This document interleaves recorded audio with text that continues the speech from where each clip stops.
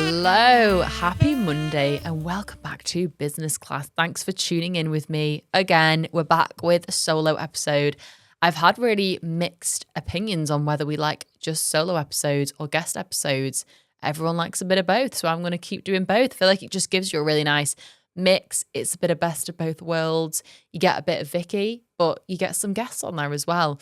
So I'm really glad that you're enjoying. I'm going to get straight in with my takeoffs and departures because my takeoff today is that we've hit 100,000 podcast listeners. So we've had 100,000 people that have listened to Business Class. Like, what the hell-iance? That is crazy. Lauren's in the studio just doing a little, ooh, ooh.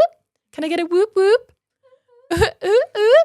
It's just crazy. It's just insane. I think podcasts are so strange because when you do social media, you're so hard on yourself for the amount of numbers and views you get. You're like, oh, I only got 200 views on this video. But with podcasting, it's so different because 200 people are sat listening to your conversation. And the fact that 100,000 people have sat and listened to my conversations is scary, but amazing. I've loved like reading your messages. It makes me so happy. I truly feel like I was born to yap and born to be a podcaster. So can't even begin to put into words how much that excites me. And we've got some really big plans for Business Class in 2026. So thank you so much. And departure is, I've put for my departure this week is the things I can't talk about. And this is why I am such an advocate for social media and the online world is just so fake, because this is like a prime example of I can share with you my highlights. I can't share with you my lowlights. I literally can't say what I'm stressing about at the minute because it's not appropriate. It's really not appropriate to speak about online. It's really personal. It's just, sorry, I won't be sharing it. But I do want to say that just to make you really think about the people you look up to in business. What can't they share? There's stuff going on every day that's a problem in my life that I can never share online. So that's what I've put. But I'm not going to leave you high and dry. I'm going to share a departure with you just because I can't leave you on a cliffhanger like that. So my departure that I am going to share with you is that I released my first like digital product recently, which was a trial reels masterclass, which has actually done really well. But my departure is that I set up an automation to basically send people the link if they were interested in it. And you see those classic videos that's like, comment the word trial reel and I'll send you my trial reels masterclass. So I set that up with ManyChat, love ManyChat, hashtag not sponsored, hashtag do sponsor me ManyChat. Use it every day. So I set up this automation. I had, I think, almost 1,000 people that commented on my Instagram video or my TikTok video or DM'd me about it. And I'd set the automation up wrong. So every single person that was interested in the masterclass got the wrong link. So I was buzzing because I was going through all these comments thinking, I'm going to get into the office tomorrow and I'm going to have made bank from that trial reels masterclass. And I logged into my email and we'd sold 3. And I was like, 3? What? I was so confused. And then I realized it's because I'd sent the wrong link. So I'd missed out. Not that 1,000 people would order it, because obviously the conversion rate wouldn't be that high, I wish. But I definitely should have sold a couple hundred and I didn't. So the next day I had to manually go and message all of these people, hundreds and hundreds of people going, sorry, this is the wrong link. Here's the new link, over and over and over and over again. Oh my God, it just made me feel so exhausted, but managed to get the sales back up. They definitely would have been higher if I had done it right in the first place. So that's a sign to check your automations. But we all do these things. Everything goes wrong. Things go wrong. People are people. We're not robots. So that is my departure. So moving on to the topic of what we're speaking about today is a question that I get from a lot of people. And I feel like you're either going to listen to this episode and really resonate with it, or it might not be the one for you just yet and you can maybe come back to it. But it's how to balance your mental health whilst growing a business. I've done episodes before on burnout, but I see mental health as something that we have to maintain and look after every day. It's not just, how to prevent burnout. It's something that we are looking after every single day and how we maintain it whilst we're running a business. So that's what I'm going to get into today. My tips, how I have overcome anxiety and panic attacks, how I try and stay calm, what I do to stay sane most days as a business owner. So I really, really hope that this helps you if you are struggling at the minute, or if you just want to learn a bit about how to keep your cool day to day as a business owner, because it's very difficult. So let's get on into today's episode. Okay, so mental health. I have not spoken about my mental health in a while, because I feel like it's pretty good. Like, I feel like most days, obviously I'm very stressed. I see stress and mental health as completely different things. I feel like I'm very stressed a lot of the time. I have my cries, I have my laughs, I live, laugh and love a lot of the days. But I would say my actual mental health in terms of, so for me, when I think of my mental health, it's anxiety and panic attacks. I haven't had that in a while. I don't think I've had an actual panic attack where I've fainted in a really, really long time. And I get loads of questions about how did I actually get rid of them in the first place and what caused them in the first place. So I thought I'd just dive into that a little bit deeper today. So I'd say for me, I've always been quite an anxious person. I think it's the people pleaser in me. I'm always worried about other people, what people think, not upsetting people.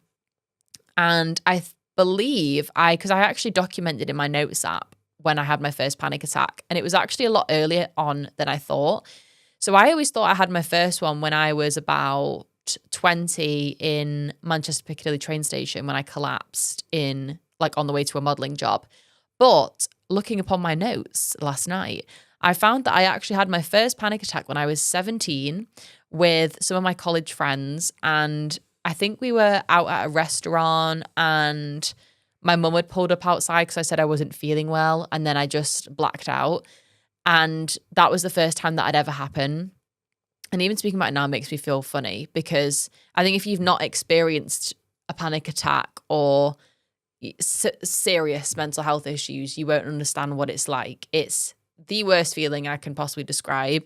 And once those continuously happen, you are absolutely terrified of them happening again. So then that caused me to have anxiety. And I feel like anxiety has become one of those words that, like ADHD and like autism, I suppose, it's just thrown around. It's like everyone's got ADHD, everyone's got anxiety, everyone's got mental health issues.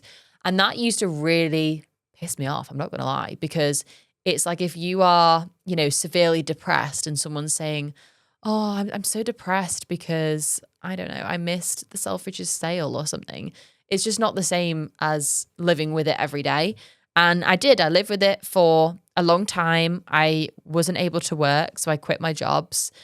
I was just stuck at home. I didn't go out with my friends, so I missed out on that sort of, your late teens, early 20s. You're like going out, drinking, being sociable, shall we say. Like I didn't get to do any of that because I was at home. I lost a lot of friends. And it was really, really lonely, and it felt like something I could never get out of. I remember just like sat with my mum crying and being like, I don't see a way where I won't feel like this. Everything I went to, whether it was like a meal with a friend or just nipping to like the supermarket, felt like a big deal. And I'd just get into hysterics over anything. And even when I speak about it, it just makes me feel like I've come so far now to be able to like speak on stages and go to things by myself, because it was just the biggest deal. If I had to go anywhere, I'd get really hot and sweaty. I'd go pale. I'd faint. I'd be sick. I couldn't eat. Like, it was a horrible time. And in terms of how I got rid of it, which I never really think it's gone, but I think in terms of how I managed it and how I manage it day to day now, the main things I tried, because I tried a lot of things. I tried therapy. For me, personally, I haven't found that therapy is for me, because if you haven't gathered already, I love to speak. I love to speak to anyone and everyone. I'm an open book. And when I went to therapy, it felt like I was just speaking at someone and they were listening, and I can do that to anyone. And I wasn't really getting a resolution. And I know there's loads of different types of therapy. So I sort of was like, this isn't for me, because I can just speak to my friend about this, or my mum or my sister. So why am I paying someone else to do it? I needed someone to give me the answers. So I tried therapy. I tried hypnotherapy, which actually is not really what I expected it to be. I thought it was when they, dangle a necklace in front of your face and your eyes follow it and you're like into a trance. And it wasn't that at all. It was just basically meditation. And I was conscious for all of it. I was awake for all of it. I knew it was happening through all of it. So I literally was I think I was either lied down or in a big chair. And the hypnotherapist was just describing, she was like, imagine your mind is a really messy room and you're tidying it up. And there's like this button. I can't remember because it was years ago now. And I feel like at first I was like, how's that going to help? Like that just hasn't helped me at all. But then over the next coming weeks, I did feel a difference. So I couldn't say, I don't know whether it's a placebo effect. I also tried EFT tapping, which if you've not heard of this before, it's so interesting. It basically is where you have different points on your face, on your chest, like loads of these different points. And when you tap them and say different words, apparently it like resets your nervous system or something. So if you're watching me visually, I'll show you how it works. But if not, I'll describe it as well. So I would basically tap with 2 fingers, like above my lip. I would tap under my eye. I think it was like in between my eyebrows, my collarbone, my actual chest. And you'd just tap it and say, even though I feel anxious, I know that I'm safe and calm or something. And you'd put these affirmations into it. And I'm not going to lie, when you are in a state of just really bad mental health and you feel awful, and I definitely was leaking into a slight depression, it feels like you just can't be asked to do these things. And people are like, just do your affirmations or just write what you're grateful for and write a gratitude list. It's like the last thing that you want to do. So I would just follow YouTube tutorials and do it. And I wasn't really thinking about what I was saying. And it, again, like, I don't know whether it is a placebo, but the next day when I went into work, it was like one of the first days where I didn't feel anxious. This is when I was still working. So I tried a lot of pretty much everything. The thing that helped me the most, and it's going to be different for everyone, was yoga. Yoga helped me the most because yoga is not what you think it is. Like if you have this conception, like this preconception that yoga is really chill and slow, it is not. I do like high intensity yoga in like a, what's it called? Not a red room. God, no. Like a hot yoga room. So the heat's on high. You sweat so much. And the reason why it's good for me is because it makes you work really hard. And then at the end of it, you completely relax. And it, not going to lie, it feels like you're on drugs. Not that I would know that because like I said, I was really boring growing up. But you feel so euphoric and calm. And because you're working so hard, you don't really have time to think about anything else. For me, that's what's helped me the most and is something I try to prioritize doing every weekday, not weekends, just to keep my mental health at bay. And it also does, like I've been learning a lot about your nervous system. It resets your nervous system. You sweat out all of the negativity. And for me, it's been an absolute game changer. When I had therapy as well, I'd say a really good piece of advice that really stuck with me is that no one cares as much as you think they do about your mental health. And that's not saying it in a bad way. It's saying it in a way of, say, for example, like for me, I really struggle with things day to day that I don't really speak about too often. So I can't really do things by myself. So I couldn't, well, I say I could never, but maybe one day I could never like get on a train to London by myself. I could never get on a plane by myself. I don't really like doing many things by myself. I love being in my own company at home and like having a movie night with myself, but I could never, or, potentially one day, maybe, like I said, we don't want to manifest it. It would feel so uncomfortable for me to go on like a big shopping spree by myself or go out for a meal by myself or go to the cinema by myself. I just don't like it. It makes me feel really uncomfortable and unsafe. So this therapist said to me, no one cares as much as you think they do. So say, for example, you are on a train and you're feeling really anxious, or you're in a meeting and you're feeling really anxious. People don't actually notice it until you point it out. And a lot of people, despite what we think, are really, really understanding with mental health. So my therapist said to me, if you were in a client meeting and you said, do you mind if I just nip outside for 5 minutes, for a breath of fresh air? who's going to say no to that? Everyone is very understanding and would really sort of understand what you're going through. So that has made me just feel a lot calmer about it in general. I also had like a daily survival toolkit that I used. So I wouldn't leave the house without these things here. And if I did, I'd be going straight back to the house and getting them. Like I would freak out about it. So chewing gum was the first thing for me. I'd bring chewing gum everywhere because I was learning about the psychology of panic attacks and anxiety. And apparently we get it when we're in fight or flight mode. So we get it when we feel unsafe and we don't want to be in a certain situation, but our body can't really leave. And when you chewing gum and you're essentially eating, you're telling your body that you're safe. Because if you go back to like the caveman times, when cavemen were eating, they would only eat when they felt safe and there wasn't a threat. So you're telling your body that you're safe. And I also think having that like minty fresh feeling in your mouth is incredibly calming as well. And it just sort of makes you feel a bit more alert. And then I would always have water with me. I still do to this day. You will never, ever, ever catch me without a bottle of water with me or a drink of some kind. Never. It makes me feel incredibly uncomfortable. Even when, you're at the airport and it's like you go through security and they take your water bottle off you for like 30 seconds while you go through the scanners. Even then I'm like freaking out. I don't like it. I would also bring a handheld fan with me. Whenever I felt anxious or panicky, I would get a really red hot face. Like my face would either go really red hot or it would drain the blood and feel pale and like cold and clammy. So just having a handheld fan, it makes you almost feel forced to take a breath of fresh air. It was like, and I got a really nice one from John Lewis. I think it was only like £12 or something. Amazing. I still to this day bring that around with me a lot. I also would buy fidget rings. So sometimes I feel like such a child for speaking about how much I love like fidget toys for children. I love them. Like buy me a fidget toy. I would be the happiest person in the world. I love like stress balls. I love like little fidgety things. If it's something I can fidget with on there, that's how I stay focused in meetings. It helps me direct my energy. If you like, I can't sit still.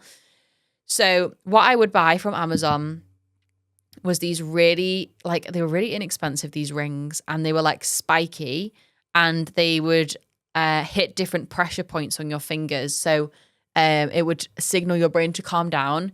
It gives you something to do. And for me, this is a really weird thing to say, but the actual pain of them was almost so painful that it would make me forget that I felt anxious. So I would put them on, probably not the best for me, but I would put them on and I would push them up and down my fingers. And because they were like spiky, they'd really like push into my skin. And this sounds so weird, but it was like not painful, like really painful, but it was quite uncomfortable. But because I was doing that, it made me forget that I felt anxious. I know that sounds quite psychotic, but that really worked for me. And then breath work. So I went on medication for my anxiety and panic attacks. And when I got into yoga, I spoke with one of the teachers about I one day wanted to come off them. And he was saying that doing breath work, I think it was like, there's a statistic where it's like if you do breath work for around 10 minutes a day, every day, is as effective as taking antidepressants or something like that. Don't quote me on it. So breath work was a huge one. And I feel like people don't really understand what breath work is. It's not just sat breathing. It's full on. And again, it gives you that feeling literally like you were on drugs at the end of it. So you either sit down or lie down and you do these exercises where you've got to like breathe and then hold it and then breathe and hold it. Or you do like fast breathing, slow breathing. It's really, really intense. Like I can't even describe it if you've not done it. And it makes you feel so, so chilled. So that's how I essentially, I don't know if I actually got rid of them, but that's how I maintain them day to day. And then also you've got to think your brain is so clever. So the more evidence you can provide it with of you doing certain things, the less anxious it will feel.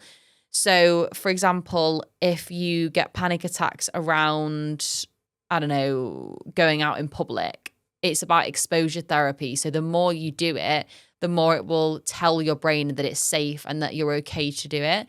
So I think for me, because I sort of had to leave the house to make money, obviously to live, I had to go meet clients, I was so anxious to do it. And I had to always pre-warn them and say, if I faint, here's what to do. But I think the more you provide your brain with evidence that it's okay and it's safe, the easier it is. So like now when I have to go meet a client, I'm absolutely fine. I feel super calm and chilled about it. So that was how I got to sort of where I am today. And then in terms of day-to-day things, a couple things I've been doing to maintain either like my stress or if I am feeling anxious is by asking myself different questions. So everyone's different with mental health and managing your mental health. Everyone's completely different, and I can only tell you what works for me. But for me, I like to ask myself questions because it helps me rationalize things more, and that really helps me. So it used to help me a lot when people would say, what's the worst thing that's possibly going to happen if you go on a train to London? And I would say, I'd faint, or I'd be sick, or, I'd faint and no one would be there to help me. And I'd think of all these scenarios, and they'd say, okay, so the worst thing that would happen is you'd faint, right? And then you'd come back around, it would be scary, but you would be fine. You're not going to die. Like it would be fine. And I think the more I rationalize things, the more it makes me think, okay, like that makes me feel comforted. So I wrote out these questions that I tend to ask myself either mentally or internally, or writing them down really helps. And I've only been using this the past couple of weeks, and it's really made me just understand things and rationalize things more in my head so that I don't go into like an anxious spiral.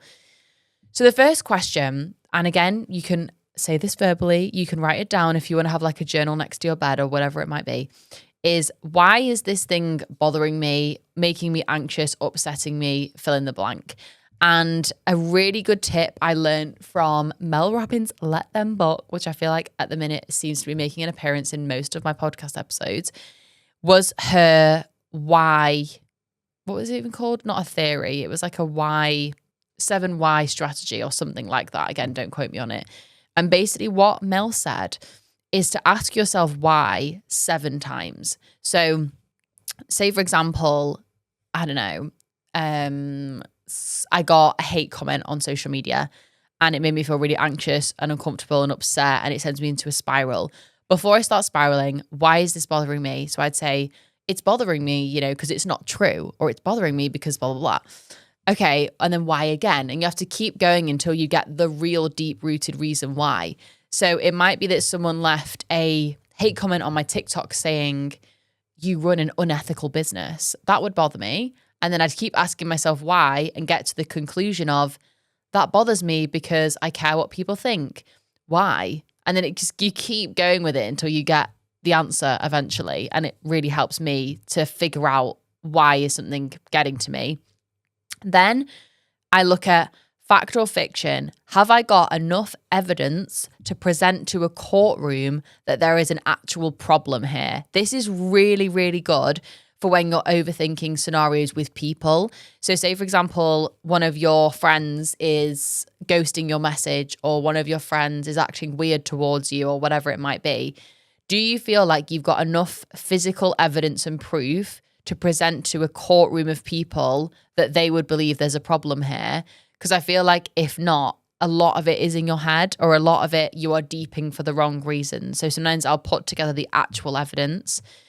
The next question is, do I need to feel this out, or do I need to resolve it? Because I think there's like such a whole thing around, I guess in society and on social media, that it's a bad thing to feel upset or to feel anxious or to feel stressed, when it's completely normal and it's completely human.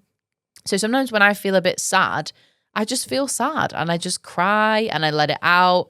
Or if I'm feeling anxious, I'll just stay in, I'll watch a movie, and I'll just accept that I'm going to feel anxious.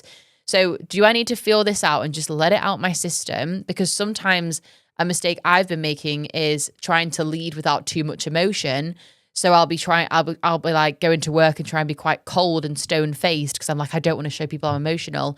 And then I'll get home and I'll break down into bits and I'll be like, oh my God, this is just so hard. I can't do it, because that's sort of what I've been told. So at the minute I'm like, well, no, I'm going to use my emotion. That's like my superpower.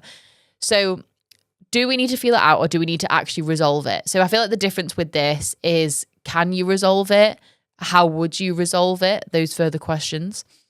Another one is, again, from one of my business coaches that I worked with, is this adding to my energy or making me money? So is me stressing about this problem adding to my energy in some way? Like, or is it making me money? Is it important to me? Is it going to matter in a year's time?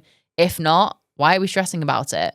And then only a small percentage of what we're worrying about will make it to the final stage, which is the resolution. So does this thing need resolving? And then how do we go about that? But I feel like most of the problems that I have and that I ask myself all these questions about, not, I'd say like 2% of them make it to the point where I'm like, this needs a resolution. The rest of them, I'm like, it's in my head. And then a recent one I've added onto my list of questions is, am I going to learn from this? Because this question I thought of the other day, it blew my mind. When I go through so much in business, a lot of it is the first of something that I'm going through. So it could be your first legal issue, your first client issue, and you have to go through those things to learn. Like, you have to. So you have to accept that that's going to come with the job. If you're starting a personal brand, you've got to accept that there will be a point where you do get hate, or, but dare I say, you will get cancelled, or there'll be a scandal, or there'll be something, or there'll be people that disagree with you, and you've got to be okay with it, and you're going to learn from it. So like with my business now, when I'm upset and stressed over something that I've never been through before, yes, I let myself feel stressed and upset, but I also think this is happening so that I can learn from it, because some of the hardest things that I've been through have been the biggest lessons that I've learned. And I wouldn't be here today, or I wouldn't have learned those lessons if those problems hadn't have happened. They only happen so that you can learn from it. So I just think to myself now, am I going to learn from this? And am I going to almost gain something from it, is the most important thing to think of. And in business, especially if you are starting out, there's going to be so much. It's going to be your first time handling something, your first time firing someone, your first time hiring, first time making a mistake with hiring, your first time, I don't know, making a mistake with money, or paying a tax bill late, or whatever it might be. You have to not be too hard on yourself in that sense and think, I've not got a leader or a mentor here, so I have to make these mistakes so that I can learn. I also have been very strict this year about controlling what I consume. So obviously for my job, I'm on social media all the time. I'm on TikTok all the time. I'm on Instagram, LinkedIn. Like I see everything. And there used to be, not to be one of those people, but just like people where I wouldn't enjoy their content. And it could be people that I know, people that I didn't know, that kept showing up on my For You page. And sometimes it would trigger me, their content. Sometimes it would annoy me. Or it just would generally make me feel bad, or, you compare yourself. And then I think I just had this epiphany one day where I was like, well, this is my social media. This is my For You page. So why am I looking at stuff that's making me feel like this? Like, I've almost voluntarily made myself feel like that. So I went through my following list. I unfollowed people that, some people I was like, why am I even following you in the first place? I muted loads of people. I unfollowed loads of people that I didn't align with. And now on my feed, it only comes up with content from people that I like, that I love, that I'm inspired by, that I want to support. There's nothing on my feed really that I can look at and that will make me feel bad, or I'll compare myself to, or, occasionally, obviously, the For You page on TikTok is harder to control. But in general, I would say my social media is quite a positive place. I know a lot of people are like, oh, social media is so bad for you, but that's because they don't have any control over it. Like, you are allowed to be selfish and control what you see on social media. And then you need to find something to switch off your mind as a business owner. We're switched on all the time, like all the time. And there are physical things you can do to switch off your brain and that stop your brain from thinking. So for me, again, personal preference is reading. I know reading's not for everyone, but I would recommend everyone tries it.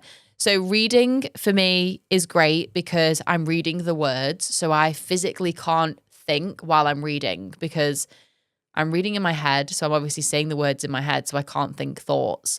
So that's great for me. The cinema, I feel like everyone must know this by now. I'm at the cinema multiple times a week because I've got a membership. The cinema's great because I can't go on my phone. I am like transported into this other world of the film, whichever film I'm seeing. I just don't think about work at all, and it's amazing. And then obviously for yoga, what am I saying? Obviously yoga for me has been an absolute life changer. And then lean into what is working for you and when you're feeling the most productive. Because I think as a business owner, we have to start thinking about why are we doing this and almost like reaping the benefits more. We don't like, why did we start a business to be working all the time and have no reward for it? Like if there is a morning where you feel exhausted and the best thing for your body is to just lie in bed till 12, then just lie in bed till 12. And that has been a massive shift for me, has just being more comfortable with what works for me. So like, why was I forcing myself to get into the office early when I could be doing yoga starting later and then I always work later? So it's just leaning into what is working for you. When do you feel the most productive? Working with your brain. There is going to be some days where you feel really uninspired and just being like, today's just not one of those days. We're going to go again tomorrow. And I would say for me as well, the more content I have shared of the realities behind owning a business, the more it's actually helped me, because people have commented being like, I'm going through this right now and no one's speaking about it. And it's just made me feel it's almost like impossible for me to compare myself to someone now online, because I know, we all know it's not real life. Like even at the start of this episode, I said I can't even share some of the hardest things that I'm going through right now. I just physically can't. So the people we look up to the most will be having the exact same issues. That has helped my mental health a lot, knowing that I'm not behind, you're not behind, knowing that everyone's doing the best that they can. And the people that we look up to who are like always smashing it at life and everything's so perfect, we see literally 10% of people's lives. And that has helped me the most, just to like logically, that's a word. Logically, just think about how we see such a tiny percentage of people's lives. That has helped my mental health in terrific ways. It stops me comparing. It stops me feeling like I am behind, that I'm not doing enough, that I'm not good enough, that someone's ahead of me. I just don't feel it at all anymore. Absolutely don't feel it. So that is what's helped me the most. I hope that has been somewhat helpful. Just take back control a little bit of what is working for you and work with your mental health. So, if you're going through something at the minute, work with yourself more than sort of against yourself and forcing yourself to get out of it. Now, I would say my mental health, does it affect me daily? It only really affects me when it comes to doing things by myself. So, if like a job comes up where I have to be in London, I'll be like, sorry, I'm not going by myself. You're going to be paying for my sister to come with me because I'm not going by myself. And that's just me now. I'm sort of a lot more unapologetic for it. And I'm just like, that's just, take it or leave it. I also get really anxious around like what I can and can't eat. I feel like, I don't know if I've said loads about this on the podcast, but I'm a really fussy eater. Like I don't like eating cold foods, can't eat salads, can't eat sandwiches, absolutely rancid, can't get behind it at all. I only can eat hot foods. I can eat like ice cream, I can eat like fruit and things like that. But when it comes to like salads, sandwiches, it's generally just smelly food. I just can't, it's not for me, not for me. And I have been at events before in tears because I felt so different than anyone else there. You go to a classic event, like a classic networking event, and it's like a sandwich platter. I'm out the room. I run. And people look at me weird. People assume because I'm on the more slender side that I don't eat and that I've got like an eating problem. And couldn't be further from the truth. I'm just blessed with a great metabolism, I will say. But I've always been bad with food, always been the same. And I've always felt really different. I felt really rude at times, and you're like, I can't eat that. It makes me feel high maintenance because I'm like, sorry, I can't eat that hot food only. It makes me feel like a diva. But I've just had to be like, that's just who I am. So now if I'm at an event and I specify, I say to them, I can only eat hot food. If they can make it work, great. If they can't, I'll just pop out, grab a McDonald's and come back. Like, it's not the end of the world. So I'm just a lot less hard on myself now because I think I've got some aspects of my mental health that make me an amazing business owner. and some that don't, and they balance each other out well. In some ways, I'm very obsessive about work. I am very creative. I have lots of bursts of energy. I'm very emotional, which is a good thing. It's not always a bad thing because I care a lot about people and I want to do the best for people, but it has its up and down sides, So I hope that has been helpful and not too rambly, and just made you think a little bit more about, like I said, we see such a small percentage of people's lives, such a small percentage. So please do let me know if that has helped, and if there's ever anything you are struggling with, my DMs are always open. And I think that's pretty much me today, on business class. If you've enjoyed, I would massively, massively appreciate if you could rate the podcast 5 stars wherever you're listening, or subscribe or like. I know it sounds cringe. I know it sounds gross, but it really, really helps podcasters get out to more people so that I can bring more guests on and other things, that I've got lined up next year. So I'm going to love you and leave you, and I will speak to you next time on Business Class.